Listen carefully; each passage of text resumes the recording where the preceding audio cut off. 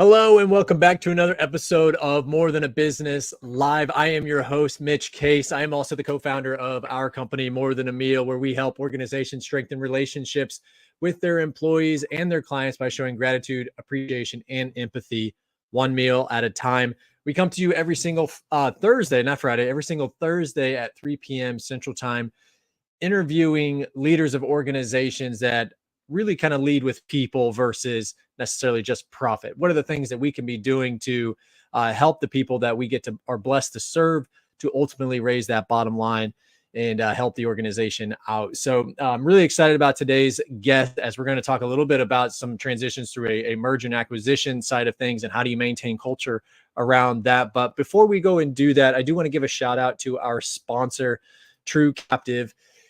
They believe in healthcare that is personal and insurance that is not complicated. So if you do want to learn more about their unique captive healthcare program, go on over to truecaptive.com and get some information. If you'd like an introduction, I'd be happy to make that happen for you as well. So what I'm going to do for our guest today is I'll do a quick introduction and we'll have him jump on the show real quick. So as I had kind of mentioned in that beginning there, that we're going to be talking about some mergers and acquisitions. So Sherif Said has started a company. That company then was purchased by another company, and we're going to talk a little bit about that. But the company that he's now working for is Strategic. Oh, goodness. I'm going to totally blank on this now as I'm not looking at my notes. Strategic Innovation Group. I apologize for that, Sherif. So with that, he has gone from CEO to helping build this larger, bigger organization with his team on board as well. So without further ado, we'll go ahead and welcome Sherif to the show. Thanks for coming on the show, man. Thank you for coming. Thank you for having me. You bet. Well, why don't you give us a little bit of a high level of specifically what it is that you're doing inside of Strategic Innovation Group, your title, and then what the company actually does. Absolutely. So I'm vice president at Strategic Innovation Group, strategically focused on partnerships with go forward or go to market industry leaders from a VAR or from a value added product. So things like Tableau, things like Alteryx, things like Oracle, things like MuleSoft and AWS. So creating partnerships with all those organizations and then going to market in the federal government space to help position and create subject matter expertise. Right on. Okay, that was very, very in-depth knowledge that I don't have right now. So we'll have to dive deeper in that another time so I can fully understand all the things that you do. But we're going to start diving into the people side of things with this as well. So why don't you go ahead and get us started with an impact story? So what's something that you have done or your company, whether that was Strategic Innovation Group or the organization that you got started with, is Essalytics? Essalytics, yep. Essalytics, all right. I'm working on that one hard. If that has caused any sort of impact, positive impact on a team member or even a community member. Yeah, so it's really two stories. The most recent one, I think one of the biggest impacts is, well, let me start with the old one first. So we were rolled off of a project and we had to carry the bench and the team for 4 or 5 months while we were out there hunting and gathering to try to find a new contract for these guys. And so instead of worrying about profits and all that stuff, we wanted to make sure that our team was taken care of because we would not have been where we were without our team. So we literally kept every single one of our employees on the bench and paid for them throughout the entirety while we were looking for a new contract. Wow. So that's one impact. The second one was when we were working on this acquisition with Strategic Innovation Group, our number one goal was to make sure to retain all of our talent. Because again, we would not be acquired without the talent that we had, right? They were the bread and butter. They were the ones doing all the heavy lifting. Yeah. And so with that being said, my partner and I, we did a really, really good job of negotiating and making sure that they all stayed intact. They all got to keep their salaries, got to keep their positions, got to do what they love essentially. And Strategic Innovation Group was actually really great in allowing them to come over and do that. And it's been almost a year now, and everyone is still here. We've retained everyone through that. 100% retention through 100% retention. What is the industry average around that? Like, or just in general, what's the average through a merger like that or an acquisition? It's got to be incredibly low. Yeah, I mean it's listen, no merger or acquisition is easy. There's a lot of learning on both sides. There's a lot of, well, this is how we used to do it. This is how you have to do it. Yeah, And specifically around, I mean, the little things you don't think about, like insurance, right? The little things like 401k plans, right? What you offered versus what they offer. And it's yeah, not good always the point. easiest. And so to have that loyalty and that trust from our employees to stick around, right, and fight through it with us, it's been awesome. Man, kudos to you guys Thank you. for doing that. And I that kind of leads us really a great way into the next section of the show, which is what truly makes it more than a business.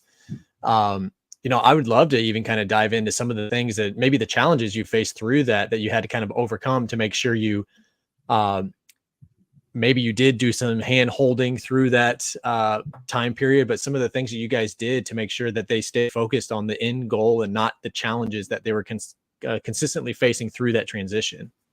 Yeah, so one of the best things we did was Doug Wilson and I, we made sure that we were the point of contacts and the liaisons between the two organizations. So we kind of had our group, our Analytics group that was coming over to SIG, and then the SIG team. And while they were figuring things out, they would always come to us with the questions, and then we would go and get them either answered and then go back. So kind of helping keep that commonality or that common face for who they need to go to for things kind of helped settle things and make it at ease, right? They didn't Yeah, yeah. deal with the, well, I don't know, right? We Who am I also supposed to made reach sure, out to? yeah, exactly. And so we also made sure that we always got answers, right? And so Strategic Innovation Group did a good job of that, of making sure that they had the right answers, so we can go back to them with something that was settling. So I mean, in general, just communication, Yeah, making yeah, sure, like, ironic, right? yeah. And the more you can communicate, the better things go, both in personal life and professional life. That's exactly right. Yeah, maybe tell us a little bit more about whether it is Asalytics or SIG. Like, what are some of the things outside of what you just kind of talked about that truly shows that it is more than a business? It isn't just the bottom line. And you've given some great examples already, just as you mentioned, but maybe give us a couple other nuggets that you guys have done, because keeping 100% through a transition like that is insane. Yeah, yeah, no, absolutely. We were very blessed for that. We are very focused as well as on community, right? So we do sponsor the local basketball team here. We do sponsor the mentor protege or the mentor. So Loudoun County Chamber of Commerce has a mentorship program where you can actually educate and coach younger kids that are trying to start businesses and things like that. So we're heavily involved in that. Mm, We sit on the board at the Chamber of Commerce, Loudoun Chamber of Commerce GovCon committee. So making sure not just the business, right? We're involved in the community as well, yeah. and I think that kind of helps keep us grounded, right? It's not just about the business; it's about the community as well. Well, I'm not sure if we had a chance to talk about this, but basketball is definitely near and dear to my heart, where I host a group in the Kansas City area every Friday as a networking event. We just happen to play basketball versus shake hands and send out business cards. And clearly Oh, you've no. got Air Jordan there in the background. So you mentioned, you sponsor the local basketball team. Mhm. What does that look like as far as sponsoring a community team, something that a Yeah, lot of people rally around, and probably more so individuals? Because I've always kind of wondered this dynamic of, it sounds like SIG is more of a B2B approach. You're not necessarily knocking on doors, but how does that impact the individuals that are there with their kiddo showing up and they see SIG? Like, what does that kind of uh, recognition or awareness actually do for you and your brand, as well as the company as a whole? yeah, no, absolutely. So since we sponsor the whole league, our logo is actually on all the back of the kids' jerseys, which is really Mm, cool. And so if you think about it, when you go to the airport, you see GDIT or you see, Leidos or IBM or Apple, right? It's kind of that name recognition, especially being here in the DMV area. There's a okay. lot of government, parents and GovCon parents that have their kids in the sports. So when they see our logo and then they talk to me, I've had several conversations with, "Oh, you guys sponsor my son's basketball team," or something. It's been pretty cool, the effect that that's had. But it's been really awesome. I like the creativity and just the uniqueness of that, because so often we would think, hey, we need to go and be advertising at the Chamber of Commerce. We need to be going and doing like the advertisement where we're in front of the B2B side of things. But we are all human beings at the end of the day, and we all potentially have kids running around. We're all running around in one way or another. And those creative opportunities to, one, actually support a team, which is very noble and exciting and fun. But two, to have the roundabout way for that to actually be really successful, because it really just shows that core values, like, we don't just care about the business side of things. Like, we want to be supporting these kids so they can have jerseys to go run around, shoes, shin guards, all the different, not shin guards, sorry, that's in soccer, basketballs, hoops, all that kind of stuff. So that's a really, really creative way for what I would say a B2B business to really go, because that's going to be flying under the radar, I imagine. Absolutely. No, it's definitely flying under the radar, and there's no actual like commercialing or posturing or anything like that. It's literally just, and I coach it as well. So I'm coaching my son's team. Oh, So okay. All not only right. do I play, I coach it as well. So We it's might have fun. to talk about you coming out to Kansas City, or me heading out there and going playing some Yeah, pickup in a little I bit. love it. I would I love would that. love to get that going out there as well. So we'll see if we can make that happen. Awesome. Um, Man, I love that creative idea. I've never really thought about that. And as these organizations, because I mean, my kids play, soccer, and they've got the B2C company on there, and you go there and think, oh man, I'm going to go grab a cup of coffee from there, or I'm going to go grab a burger from there later, but not a, what is this SIG on the back of this thing? I have no idea Yeah, what's going on. And then all of a sudden I'm in a meeting and, oh, that's right. that immediately builds trust. Like That's I right. love that. I love that. All right. Well, let's talk about you. You started a business, which is like the easiest thing you could ever do. Um, you went through a transition of an acquisition, which is the second easiest thing I'm sure you could ever do. And now you are continuing to work a year in and haven't lost one team member. Like, what continues to motivate you to show up on a day-to-day basis, to give your heart, you give your soul, give your time to all the individuals that you're blessed to serve? What keeps you motivated, man? Yeah. So, I mean, our clients have really put their trust in us, right? Being a small business, when we were even starting just Essalytics, they trusted us. They said, hey, I know you're just starting off, but, here's a contract. Because we know you could come do this, right? Yeah. And so, not wanting to let them down, right? And not wanting to let things fall through the cracks, not wanting to, just turn my back on anyone and just say, you know what, Mm, I got my money, I'm out. yeah. Yeah. That's really what it comes down to. And then also, if we were to leave, the culture dynamic would change for also our employees, right? Because they stuck around for us.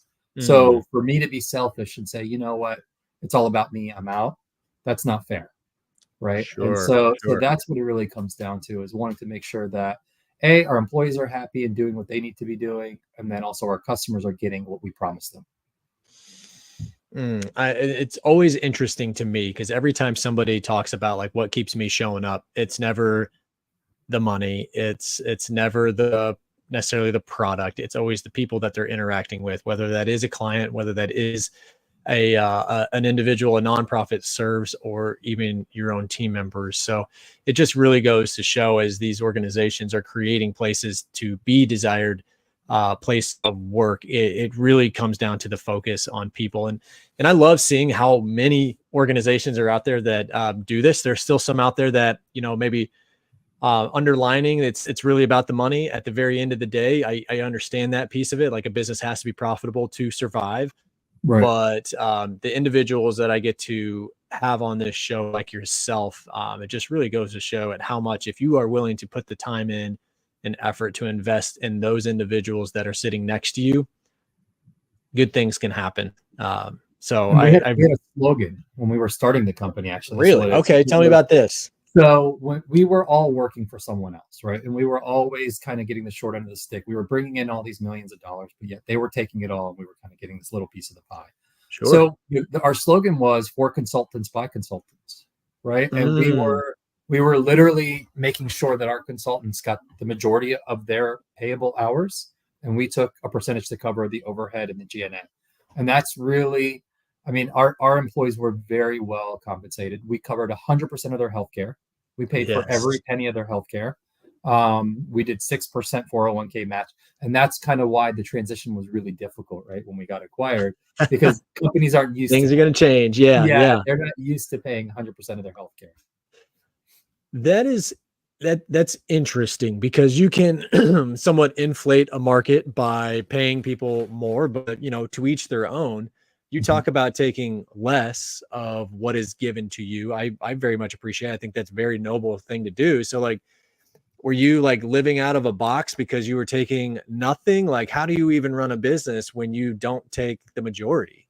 That's a great question. So we were also billable. So my business partner and I were both 100% billable. So we were in the trenches with our employees, right? Yes. It wasn't just, having them do the work. We were literally in the trenches with them. Wow. Wow. So man, no wonder you guys have 100% retention in there. You Yeah. say, we're going to pay you good. We're going to sit next to you and literally do the work with you. And at the end of the day, we're going to make sure you guys get the bigger portion of everything versus just ourselves. So, yeah, by consultants for consultants. I Yeah, love that motto. That can be consultants can be replaced by any word you want to say. I that's think right. that would resonate with a ton of people with that. So, Sherif, man, we're kind of nearing towards the end of the show now. Time absolutely flies when we start getting in and chatting. But if anybody wanted to get a hold of you and hear more about you and your story, things that are near and dear to you, maybe they're interested in hearing more about SIG, both from a client perspective or potentially even, hey, are you guys hiring? Yeah. I could use a 6% 401k match. Yeah. What's the best way to get a hold of you? Yeah. So LinkedIn, they can reach out to me on LinkedIn. They can reach out to me. My email is ssaid@strategicig.com. They can literally hit on Instagram, the Sheriff 84. Sheriff 84. That's Nice, nice. yeah. Well, I'll echo too. If you guys can't find him, shoot me a message and I'd be happy to get you guys connected on LinkedIn. Um, when my wife and I decided to do this show, we wanted to make sure that we just showed our own gratitude and appreciation for you spending the time on here. So part of that is being able to gift a meal to somebody that you believe would be deserving of a meal, and that can definitely be somebody going through challenging life right now, or could even be a kudos or a celebration type event. So if you've got anybody in mind, maybe tell us who that is, as much information as you can give, and why Yeah, you do want to gift that to them. absolutely. So I would give it to actually one of our employees, Sean Barton, if that's all right. He Yeah. uh, he puts in a lot of hours, Mm. and he literally I think puts 60 to 90 days, or 60 to 90 hours a week in for us. Oof. Yeah, and it's because he loves it and he chooses to, but I feel like he always deserves a little extra for that. Let's get him some time off on Yeah, this one. I hate to say, like, our meals are really easy to cook because you don't have to do much, and we intend to have more time for them out of the kitchen. So, absolutely. Sean, you might be able to get more work done while dinner's being cooked, but this There one's you this one's on them. So, that go. is not the intention behind this. We promise, Sean. Sharif, I'll get some contact info for Sean afterwards, and we'll make sure to get a meal out to him to do that. So, with that, I was just going to ask you if you've got any last things you want to share with the audience before I kind of take us off. No, I just think it's important to remember that we're all humans. We all have things going on in life, and just be kind. Amen. Amen. Hey, leading with kindness, leading with love, whatever that does look like, it has never led me astray. So, There you uh, we are going to be coming back next Thursday at 3 p.m. Central Time. A good friend of mine, maybe has or has not released a book, and we're going to talk a little bit about that with David Komar. So I'm excited to have him on the show next week at Thursday at 3 p.m. Central Time. So don't miss out on that. With that, Sharif, man, I am so thankful for you coming on this show. I am grateful for the way that you have led your organization and continue to lead within SIG. And I wish you nothing but the best, both personally and professionally, as you guys kind of move on. And we will definitely find some time to get on a basketball court here I sometime love it. soon. I got some ideas around that I want to throw your way. So with Awesome. that, I'm going to go ahead and kick us off, but continue to strengthen those relationships, both personal and professional. They will never lead you astray. Thanks, Mitch. Appreciate it. You